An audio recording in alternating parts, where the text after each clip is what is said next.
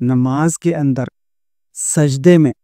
اگر دونوں پیر کی تمام انگلیاں مکمل طور پر زمین سے اٹھ جائیں اور ایک رکن کی مقدار اٹھی رہی، یعنی جتنی دیر 3 مرتبہ سبحان اللہ کہتے ہیں اتنی دیر تمام انگلیاں اوپر اٹھی رہی اور اتنی دیر کسی پیر کا کوئی حصہ زمین سے نہیں لگا، تو ایسی صورت میں نماز فاسد ہو جاتی ہے، خراب ہو جاتی ہے۔ اور اگر اتنی دیر تک نہیں اٹھی رہی بلکہ انگلیاں زمین سے تھوڑی اٹھی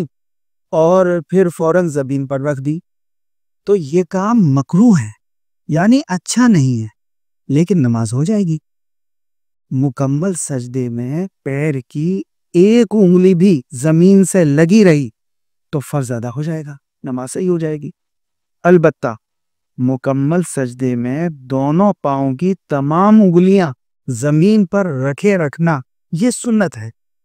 اور ان کو قبلہ رخ رکھنا یہ بھی سنت ہے، اور بلا وجہ سنت کو چھوڑنے سے نماز مکروہ ہو جاتی ہے،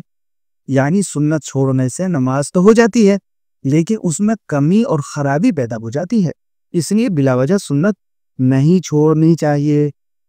اور نماز کے اندر سجدے میں بغیر کسی عذر کے ایک پاؤں کو بالکل اٹھائے رکھنا یہ مکروہ تحریمی ہے، یعنی بڑی غلطی ہے۔ البتہ نماز ہو جائے گی، لیکن اگر کوئی بیماری یا عذر ہے، پریشانی ہے، تب مکروہ نہیں ہے۔ نماز میں اگر پاؤں کا انگوٹھا اپنی جگہ سے ہٹ جائے یا ہل جائے تو اس سے نماز پر کوئی اثر نہیں پڑتا ہے، جان بوجھ کر ہو یا انجانے میں۔ عوام میں ایک بات مشہور ہے کہ انگوٹھا اپنی جگہ سے اگر ہل گیا سیدھے پیر کا تو نماز ٹوٹ جائے گی، یہ بات درست نہیں ہے۔